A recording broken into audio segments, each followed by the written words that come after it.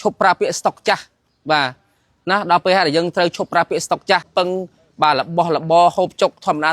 សោះហើយប្រាប់របស់បរទេសអីជាពិសេសបរទេសដែលធ្វើបាបយើងគ្នាដោយសារបងប្អូនភាសាក៏ដូចជាបងកងទ័ពក៏គាត់ត្រូវការបាទញ៉ាំភេសជ្ជៈបើកម្លាំងហើយឃើញបងប្អូនយើងផុសសុំភេសជ្ជៈបើកម្លាំងអញ្ចឹងថ្ងៃនេះពីក្រុមហ៊ុនខ្មែរ Beverages បានឧបត្ថម្ភខ្ញុំបាននៅភេសជ្ជៈបើកម្លាំងកម្ពុជាចំនួន50កេសមិនតែប៉ុណ្ណោះក៏ថែមជាមួយនឹង Express បាទ Express ចំនួន500កេសបាទ500កេសគឺច្រើនខ្លាំងណាស់បាទ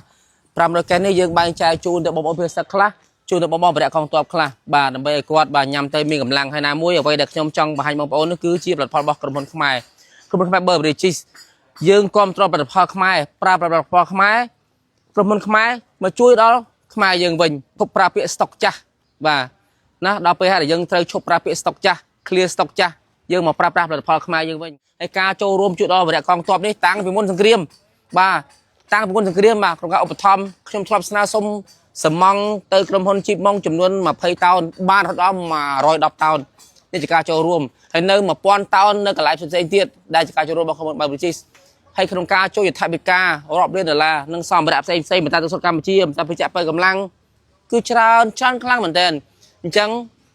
ក្រុមហ៊ុនខ្មែរជួយដល់បងប្អូនខ្មែរមកប្រើប្រាស់ផលិតផលខ្មែរដល់ពេលដែលយើងត្រូវខ្មែរយើងសាមគ្គីគ្នាខ្មែរយើងរត់ខ្លួនឯងបាទឈប់ពឹងបាទរបស់របរហូបចុកធម្មតាសោះជាហូបរបស់ខ្មែរយើងមានសោះយើងបាច់ប្រាប់របស់បរទេសអីជាពិសេសបរទេសដែលធ្វើបាបយើងបាទសូមឈប់ប្រើពាក្យថាស្តុកកម្លាំងកម្ពុជាធម្មពលដ៏ជោគជ័យ